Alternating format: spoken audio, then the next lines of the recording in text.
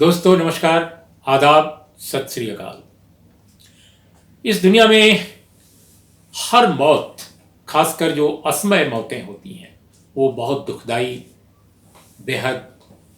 पीड़ादायक और शॉकिंग होती हैं। परिवार के लिए, समाज के लिए और उस व्यक्ति की जितनी दोस्त सर्किल है, सबके लिए। लेकिन इसके बावजूद अगर देखा जाए तो हमारे देश का जो आज जो मीडिया है, इस तरह की असमय मौतों को भी कई बार जिस ढंग से पेश करता है, जिस ढंग से कवर करता है, उसको लेकर काफ़ी दिन से सवाल उठ रहे हैं। और अभी हाल में दोस्तों कल का जो घटनाक्रम है, बॉलीवुड के एक बहुत मशहूर उभरते हुए बहुत ही युवा सितारा सुशांत सिंह राजपूत की बहुत ही दुखद परिस्थितियों में मौत हुई। उन्होंने आत्महत्या की, जैसा कि पुलिस ने कंफर्म किया है। लेकिन उनकी मृत्यु की खबर अभी पुलिस ने पूरी तरह कंफर्म नहीं किया था, तभी जिस तरह से टेलीविज़न चैनलों पर उसको दिखाया जाने लगा, और बात जब आ गई पुलिस द्वारा कंफर्मेशन के बाद, तब भी जिस तरह से उसको पेश किया गया, उसको लेकर मीडिया सर्किल में, यहाँ तक कि मुंबई के फिल्म जगत में भी जो टेलीविज़न के पुराने कमेंटेटर्स हैं, उनके बीच में भी काफ़ी चर्चा है, और समाज में तो खैर हमेशा होती ही रही है। मुझे इस संदर्भ में, इस कॉन्टेक्स्ट में एक पुरानी बात याद आ रही है, और वही मुंबई से जुड़ी है। मुंबई के बॉलीवुड के एक बड़े कलाकार की, हमने कहीं पढ़ा था इसे, अब मैं एग्जैक्टली याद इस समय नहीं कर पा रहा हूं, लेकिन कहीं पढ़ा था कि एक बड़े कलाकार की मौत हुई, और काफ़ी उम्र के बाद, यानी वो अपनी पूरी उम्र जी कर गए। उनकी मौत के बाद टेलीविज़न के जो चैनल के जो रिपोर्टर्स हैं, अपने अपने कैमरे लेकर के, और तमाम लोग वहां पहुंच गए उनके घर, और बार बार पूछने लगे उनके बेटे से कि आपको कैसा लग रहा है। उनके पिता की जो डेड बॉडी है वो घर में सामने रखी हुई है, अब क्रिमेशन की तैयारी हो रही है, और बार बार पूछा जा रहा है उनके बेटे से कि आपको कैसा लग रहा है। उन्होंने बहुत ही संजीदा, बहुत ही संयत ढंग से, बिना कोई गुस्सा व्यक्त किए, कोई क्रोध जाहिर किए, उन्होंने कहा कि ठीक वैसा ही लग रहा है मुझे जैसा आपके घर में आपके किसी परिजन को, आपके पिता की मृत्यु हो जाए और आपको लगेगा, वैसा ही लग रहा है। और यह कहकर वो अंदर चले गए। तो ये जो घटनाक्रम जो मुझे याद आया,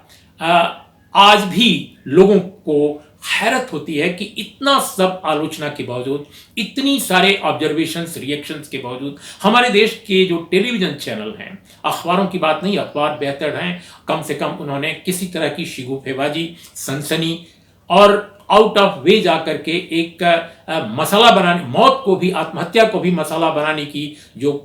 कोशिश है, षड्यंत्र है, मूर्खतापूर्ण बातें, मतलब इसको षड्यंत्र भी नहीं कहिए, बल्कि एक स्टुपिडिटी, और हमेशा एक मुनाफे की मशीन में तब्दील करना टेलीविज़न को टीआरपी के लिए। मुझे लगता है कि इसके बावजूद इसका बार बार ये रिपीट हो रहा है हमारे देश में। और सुशांत सिंह राजपूत की जो मौत है, असमय मौत, बहुत ही दुर्भाग्यपूर्ण परिस्थितियों में मौत, उसको लेकर भी ऐसा ही हमने देखा है, और इसकी आलोचना खुलकर की जाने लगी है। जिस तरह से पटना में उनके घर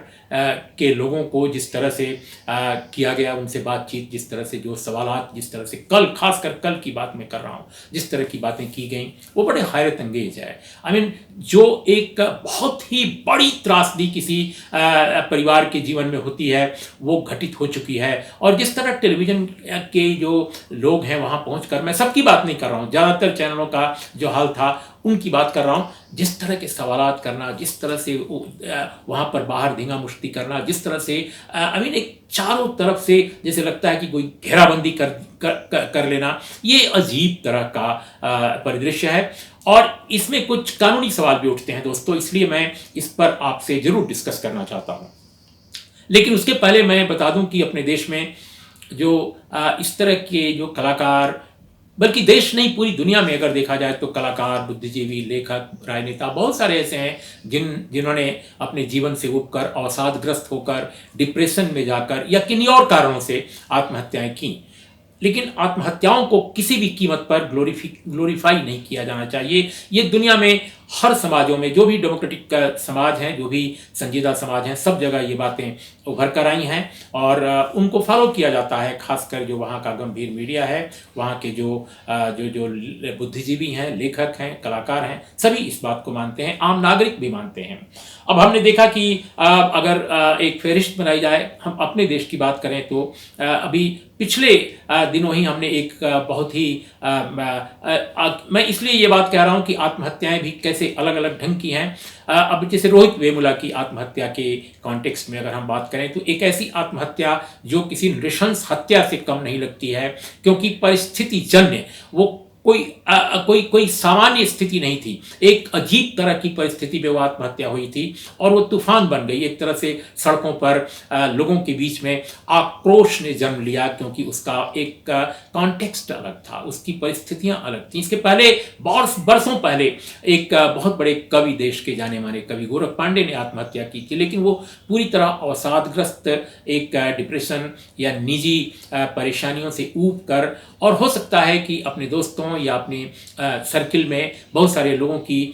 जो एक नज़रअंदाज किए जाने की वजह से कि उनका समय से अगर इलाज अगर हो जाए तो शायद ऐसी स्थितियां ना आती। वो बहुत सारी परिस्थितियां हो सकती हैं। तो गोरख पांडे ने भी आत्महत्या की थी, उसको लेकर भी बहुत चर्चा हुई। और दोस्तों, फिल्म जगत में भी बहुत सारी आत्महत्याएं हुई हैं, ऐसा नहीं है कि नहीं हुई हैं। बड़े कुछ कलाकारों ने भी आत्महत्याएं की, मैं नाम नहीं लेना चाहूँगा, लेकिन कुछ अभिनेत्रियों ने भी की। लेकिन हम अगर जब बात कर रहे हैं आज की, खासकर सुशांत सिंह राजपूत की आत्महत्या की, तो ये एक आज का हमारा जो विषय और हमारी जो चिंता होनी चाहिए वो ये कि टेलीविजन चैनलों के जरिए जिस तरह से इस तरह के घटनाक्रमों को दिखाया जा रहा है, उससे क्या समाज को मिल रहा है या हम क्या संदेश दे रहे हैं। पहली बात तो ये है कि क्या ये जो एक हमारा मकसद होना चाहिए, और जिसकी तरह प्रेस काउंसिल ऑफ इंडिया जो भारत में मीडिया, खासकर चूंकि अभी तक हमारे देश में टेलीविजन चैनलों के लिए एक मीडिया काउंसिल की बात जो चली थी वो कभी नहीं बनी, लेकिन फिर भी प्रेस काउंसिल की जो गाइडलाइंस हैं समूचे प्रेस पर लागू होती हैं, और अगर देखा जाए तो उसकी छाया टेलीविजन चैनलों पर भी पड़नी चाहिए। और टेलीविजन के लिए जो सेल्फ रेगुलेटरी जो मैकेनिज्म इजाद किया है उनके मालिकों और उनके संपादकों ने, उसको जरूर इस पर तवज्जो देनी चाहिए, क्योंकि अपने देश में 2017 का एक्ट है, और वो एक्ट है कि किस तरह से मेंटल इलनेस, अवसाद या इस तरह के मामलों को कैसे समाज में सूचना के स्तर पर कैसे उसके बारे में क्या बात की जानी चाहिए। और मैं आपको बताऊं कि प्रेस काउंसिल ऑफ इंडिया ने 2019 में एक गाइडलाइन जारी किया था, और उस गाइडलाइन के तहत प्रेस काउंसिल ने मीडिया को बताया था कि सुसाइड हो या मेंटल इलनेस से जुड़े मामले section 24A of mental health care act 2017 के तहत इस तरह के मामलों में जो कवरेज है उसे कैसे किया जाए, इस पर उन्होंने WHO के कुछ रिकमेंडेशंस को भी उद्धृत किया, और उसकी रोशनी में ये कहा गया था कि सुसाइड की स्टोरीज को प्रोमिनेंटली नहीं चलाया जाना चाहिए, क्योंकि ऐसा देखा गया है सनसनीखेज नहीं बनाना चाहिए, क्योंकि समाज में बहुत सारे लोगों पर इस तरह की जब कवरेज होती है, इस तरह का जब रिपोर्टिंग होती है, बढ़ा चढ़ाकर चीज़ों को सनसनीखेज बनाकर जब पेश किया जाता है, तो उसका बहुत बुरा असर भी कई बार पड़ता है। और सुसाइड समाधान नहीं है। समाज में ये संदेश अगर हमें ले जाना है तो निश्चित रूप से सुसाइड्स को लेकर, मेंटल इलनेस को लेकर, अवसाद को लेकर जो रिएक्शंस होते हैं किसी इंडिविजुअल के, उसको कैसे हम पेश करें, इस पर बहुत संजीदा होकर काम करने की जरूरत है। वीडियो फुटेज और सोशल मीडिया लिंक आदि पर भी उन्होंने एक तरह से रिकमेंडेशन दिया है, अनुशंसा दी है, सिफारिश दी है कि उनको out of way, out of proportion उनको नहीं दिखाया जाना चाहिए। लेकिन अगर आप देखें हाल के इस प्रसंग में, सुशांत सिंह राजपूत के प्रसंग में, उनकी आत्महत्या के प्रसंग में, तो टेलीविजन चैनलों का जो नज़रिया है, प्रेस काउंसिल ऑफ इंडिया हो, WHO हो, या जो कानून है 2017 का, उन सभी के रिकमेंडेशन, सभी की सिफारिशों की एक तरह से धज्जियां उड़ाता नजर आता है आपको। तो ये एक बड़ा पहलू मैं आपके सामने रखना चाहता था। और इसकी जो रिएक्शन है सोशल मीडिया पर, खासकर जो बहुत पढ़े लिखे समझदार किस्म के लोग हैं, वो लगातार इस पर उन्होंने रिएक्ट किया है। हमने देखा कि एक टेलीविज़न की बहुत जानी मानी हस्ती जो स्पोर्ट्स के कमेंटेटर हैं और टेलीविज़न चैनलों के बहुत सुपरिचित चेहरे हैं, हर्ष भोगले। तो हर्ष भोगले ने भी इस पर एक बहुत ही विचारोत्तेजक टिप्पणी उन्होंने सोशल मीडिया पर की है और उस टिप्पणी पर अनेक लोगों ने कमेंट किए हैं और उन्होंने गहरा क्षोभ व्यक्त किया है कि जिस तरह का कवरेज उन्होंने सुशांत सिंह राजपूत जैसे एक होनहार प्रतिभाशाली कलाकार की असमय मृत्यु पर जिस तरह टेलीविज़न चैनलों पर खासकर कुछ एक जो बड़े चैनल हैं उन पर देखा, उससे वो टेलीविज़न चैनलों को आम तौर पे नहीं देखते, लेकिन इस घटनाक्रम को लेकर उन्होंने जब देखा तो उनको बहुत परेशानी हुई, बहुत ही वो क्षुब्ध हुए। इस पर उन्होंने बहुत ही मार्मिक एक टिप्पणी की है। और दोस्तों एक आकाशवाणी, भारत की जो आकाशवाणी है प्रसार भारती संचालित, उसके एक बहुत ही जाने माने चेहरे कमेंटेटर रहे हैं, अनाउंसर रहे हैं और लंबे समय तक उन्होंने आकाशवाणी में अपनी लंबी पारी खेली है, अखिल मित्तल। मैं उनका एक कमेंट आपको पढ़कर सुनाता हूं जो उन्होंने इस पर लिखा है और मैं हूबहू उनकी बातें आपके सामने पेश कर रहा हूं। अपढ़ और निष्ठुर टीवी मीडिया की संवेदनहीनता फिर नग्न हुई। सुशांत जी की दुखद मृत्यु का तमाशा बनाने की होड़ सी लग गई, खासकर हिंदी चैनलों में। अनावृत शव के चित्र दिखाने से लेकर उनके परिवार से प्रश्न कि आपको कैसे पता लगा, आपका क्या अनुमान है। बताते हैं कि जिन संस्थानों में ये स्वनाम धन्य पत्रकार गढ़े गए वहां सामान्य शिष्टाचार से भी परहेज रहा होगा। पुत्र वियोग के नितांत निजी क्षणों में भी माइक और कैमरा घुसेड़ रिपोर्टिंग को किस शास्त्र में पत्रकारिता कहा जाएगा। कोई कलाकार, लेखक या सामाजिक जीवन में सक्रिय व्यक्ति क्या इतना उघड़ जाता है कि उसकी मृत्यु का भी चीरहरण कर उपहास उड़ाया जाए। वैसे ऐसा पहली बार नहीं हुआ है। आज टीवी पत्रकारिता के महाविश्लेषकों में से एक ने अपनी एंकरी के दिनों में ऐसे ही कीर्तिमान स्थापित किए थे। फिर उन्होंने एक बड़े राजनेता के निधन का एक प्रसंग इसमें उसका उल्लेख किया है, लेकिन उसके बाद जो उन्होंने बात कही है वो बहुत दिलचस्प है और वो